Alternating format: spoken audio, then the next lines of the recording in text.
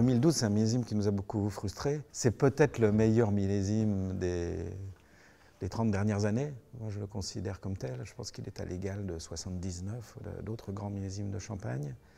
Mais on avait gelé au printemps. Et donc, il n'y en a pas beaucoup. C'est extrêmement frustrant. Mais peut-être aussi, du fait qu'il n'y en a pas beaucoup, il a acquis une plus grande profondeur, une plus grande complexité, une matière plus généreuse. Mais 2008, il faut l'attendre, il faut vraiment l'attendre, parce qu'il a cette acidité très présente qui réclame que le vin vieillisse pour équilibrer l'acidité. Alors que 2012 avait immédiatement un équilibre extrêmement plaisant, et il le conserve dans le vieillissement.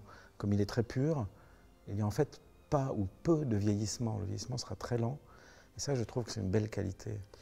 La partie centrale du Clos des Goisses est spécialisée dans le pinot noir, parce que c'est la partie la plus chaude, c'est là où ça mûrit le mieux.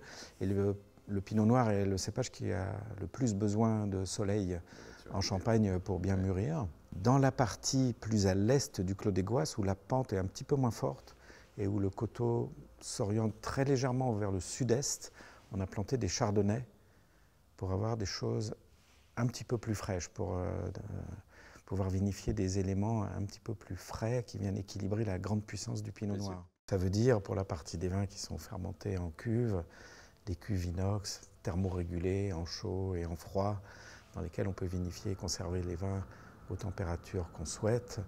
De la même façon, on a réintroduit, on a systématisé l'usage de la fermentation sous bois, qui représente une part majoritaire des assemblages, de manière à apporter de la complexité tout en utilisant le caractère antioxydatif des tanins du bois pour empêcher le vin d'évoluer trop vite. C'est ça. Donc ce qui a changé, c'est qu'on est moins du tout cette impression. On est moins oxydatif qu'avant. On est aussi puissant qu'avant, mais moins oxydatif. C'est exactement ça.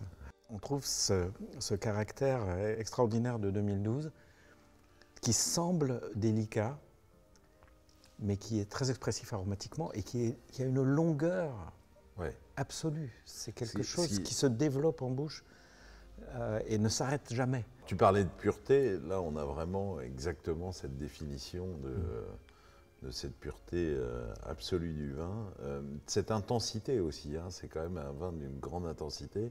Et puis il y a une longueur, mais une longueur aromatique. Il y a une persistance aromatique qui est absolument fabuleuse. Et sans lourdeur du tout, aucune trace oxydative. Et c'est ça qui est splendide. Pourtant, ce millésime 2012, c'est le millésime le plus mûr que j'ai eu l'occasion de faire. En général, l'assemblage est orienté 2 tiers pinot noir, 1 tiers chardonnay, mais il nous est arrivé de le faire varier un petit peu. Dans les millésimes très acides, assez étonnamment, ou par coïncidence peut-être, on a tendance à utiliser plus de chardonnay et moins de pinot noir. En 96, en 2008, on est à moitié-moitié. Dans certains millésimes un petit peu difficiles. Là, c'est plutôt un millésime dominante. Là, c'est classique. Classique, voilà, c'est l'assemblage classique, 2 tiers pinot noir, 1 tiers chardonnay.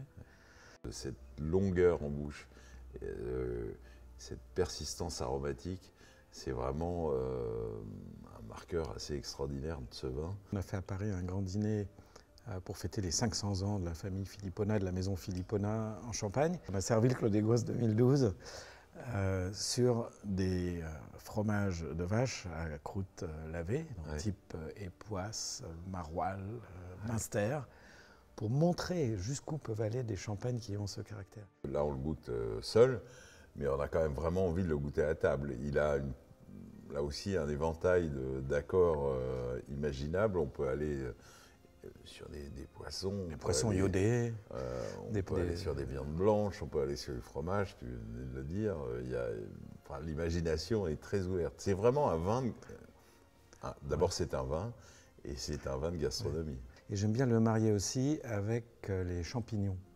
On oublie souvent que la levure est un champignon, c'est un champignon unicellulaire qui finit par se désagréger dans la bouteille pendant le vieillissement, avant le dégorgement, et qui apporte quelque chose qui est de l'ordre du champignon au vin, ce qui fait qu'il y a une grande affinité entre les vins de Champagne, surtout de Pinot Noir, et les champignons. Quand ils sont jeunes.